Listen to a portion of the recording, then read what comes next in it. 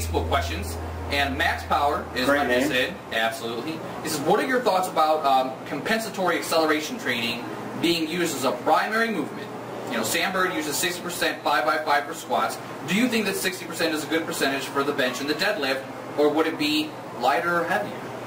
I would probably go a little heavier because compensatory acceleration training, CAT, is not so much as speed work as it is being able to move a weight explosively. You got to be able to be explosive with it. It's easy to move real lightweight explosively because it's light.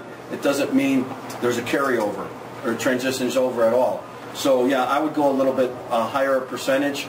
You know, because if you're squatting 1,000, you think 600 for 5x5, you're going to get that many gains out of it. You may be able to move 600 faster, but it doesn't mean it's going to carry over as much. So I'd go at a little bit higher percentage. James Copenhagen writes in again and says, what's your thoughts about training without a belt from time to time? Love it. I don't use a belt like on a deadlift. I mean, I've gone as high as 875 on a deadlift without using a belt, and gone real high in the squat without a belt, and bent rows and all kinds of stuff. I don't wear a belt unless I get so heavy where, you know, I just want to crank on some extra weight. But no, it builds your whole core, your whole midsection. There's a better strength ratio between your lower back, your mid back, your upper back, and all your abdominal region and everything along the sides. So yeah, I recommend it for a long period of time. I saw a guy named Yuri Spinov from the Ukraine, a super heavyweight, one year, squat 947 with an old marathon suit and no belt, and it was way below parallel. Walked out. That was pretty cool. Didn't hurt him. There you go. Shukin Mark Madursky says, do you have any advice for the 40-year-old natural lifter? The same as a 50-year-old guy. It's just in regards to the overtraining and injuries and stuff. Make sure you get proper nutrition.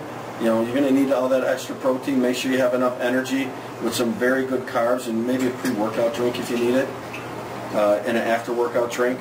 A little bit of stretching. Make sure your flexibility and your stretches are done almost every day. That will prevent a lot.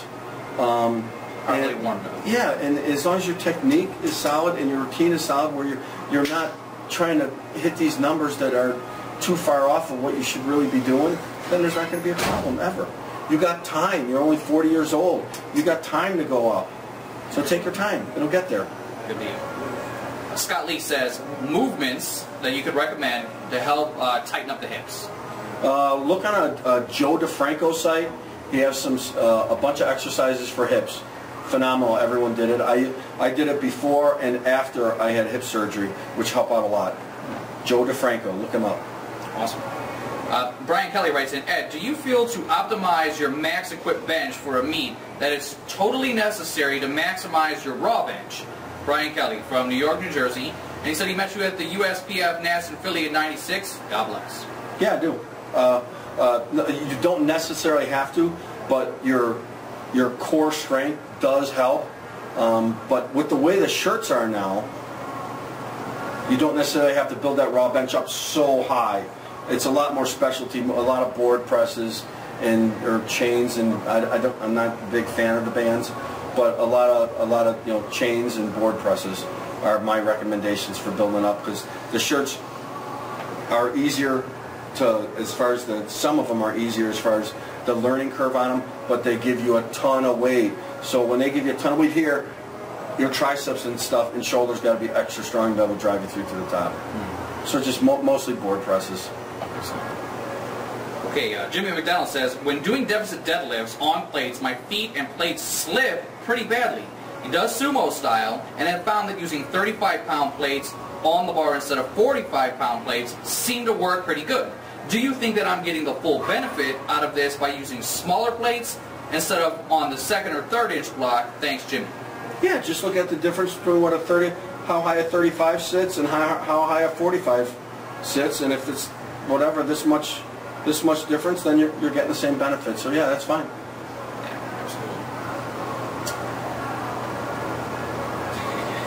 Lysos, we didn't want to hurt your first name. Yeah, not going to butcher your first name. Writes in from Greece. Thank you so much. He's a fan for a long time, Ed, in Greece. And he's going to ask a question here. Your thoughts about front squats and behind the neck press, not as auxiliary exercises, but as general strength and power. What's the best way to get up in weight on these two and any assisted exercises for them specifically? I used to treat them just like I did a regular training cycle with the bench, squat, or deadlift. I'd cycle them. As long as your shoulders don't have a problem doing behind the neck presses, do them. If you do, you might have to switch to front presses, front military presses, seated or standing, or dumbbell presses. So basically whichever one you can do. I like the behind the necks. I like the way it tightened up my shoulders. And the other exercise was? Front squats. Front squats. Sure. I like doing a high bar closer stance squat because I could handle a little more weight. I felt more weight on my quads for me. It worked better for me. But I have one of my lifters, a guy named Derek Kendall, a 308 pounder. He lifted last weekend. He actually had to diet down to 308, and he's not fat. He squatted 804 raw with just the belt only. And 2 days later, he came in the gym on this past Monday and squatted with me. And I was doing high bar close stance up to 584 for some reps. And he jumped in after doing some light squats, again, 2 days after his meet. And he did 584 for 3 reps on front squats with just the belt down below parallel. So they do help. You just got to learn how to use them. Big quad mover. Big quad mover. All right, good deal. All right, Jamie Robinson writes in, "Hi Ed, hope all is well. I followed your peaking program that you laid out in the 3 tutorial videos that you shot at Quad's Gym during the 90s. The squat, bench, and deadlift program to peak for a meet. I want to tell you that he's had great success with these programs. 30-pound increase on his bench, 50-pound increase on the deadlift, and then you won't believe me, but he added 90 pounds to his squat. And he followed it exactly the way that you laid it out. I can honestly say that it's an awesome program. His question is, Ed, can he recalculate his max and jump back into a new peaking program, or should he do something else? Could you just advise him on what I would usually take 2 real light weeks to get adjusted to some weight and to make sure I'm recovering from the following meet. Then I would jump back into the program, depending on how long I had in between. If it was I had another meet coming up, then I would just get ready for a meet. If I had a long training cycle, then I would do pretty much my off-season training cycle, which is almost like getting ready for a meet, but with almost no equipment and a few different assistant exercises based on what my weak points was, but pretty much the same. I'm glad I could help you, and I'm good. I mean, I wish I could go up that much again in a cycle. Yeah, good job, Jamie. That's awesome. Miguel Martinez says, "Sir, how are you? Powerlifter from UNAM University City," and that's from the University of Mexico. Greatly appreciates you here, Ed, and he would just like some help, right, with a workout routine. His burdens are as follows. He has a bench max of 150, a max deadlift between 230 and 235, and also a max of the squat between 230 and 235 as well. His body weight is 92 kilos, and it took approximately 1 year, with some changes of he's not being able to overcome. If you could help, and he'd be eternally grateful. And he's got a very small group within the sport, and that it would help greatly, and it would be very important to him and the people who he's working out with there if you could help him. Well, we got a lot of, in our core manual, a lot of our stuff is on our website.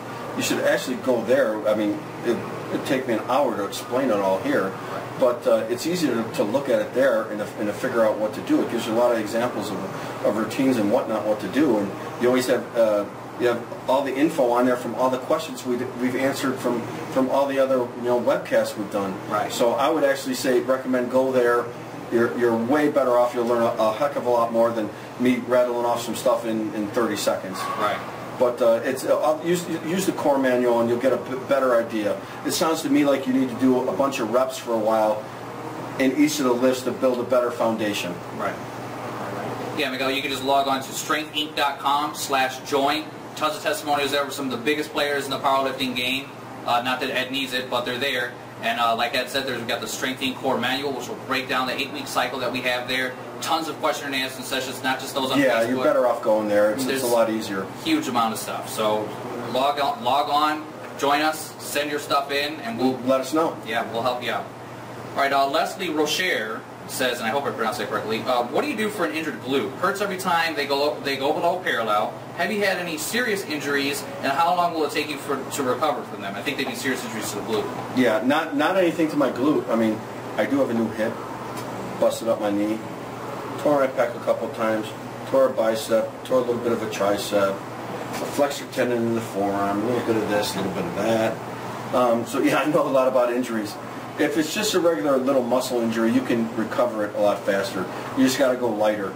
Like I would recommend, if it hurts in the squat, depending on how you do it, whatever exercise you hurt it on, that's the one you want to get back to as fast as possible with really light weight to get blood in there to help it heal. It won't heal correctly unless you do the same exercise you hurt it in, for real. Massage, stretch, figure out what aggravates it. To me, it depends on where the injury is in the glute. If it's higher or lower. If it's lower, it could be more hamstring related when you go below parallel. But definitely massage, definitely stretching, definitely really, really light squats for high reps below parallel to get that, hopefully it helps it heal faster. Awesome. And if it doesn't, go to a doctor. Thanks for writing in, Weston. All right. Vishant writes in and says, what training can you do to strengthen the lower back / hamstring? How often can you train them in a week? And on which day should you prevent training them? Well, I wouldn't do them on any other day than I squat and deadlift. If you have different squat and deadlift days, you can do some light lower back and hamstring work on both days. I wouldn't recommend killing it too much in between. And different kinds of hypers, some light good mornings, some stiff leg deadlifts. It's about leg curls. There's all kinds lunges. There's all kinds of things that will really high. Put your feet real high on a leg press. Usually is good for hamstrings, but you just can't blast them and kill them both days. So one day a little lighter than the others. All right. Awesome. Well, that wraps up our Facebook questions and all of our questions here for this week. We think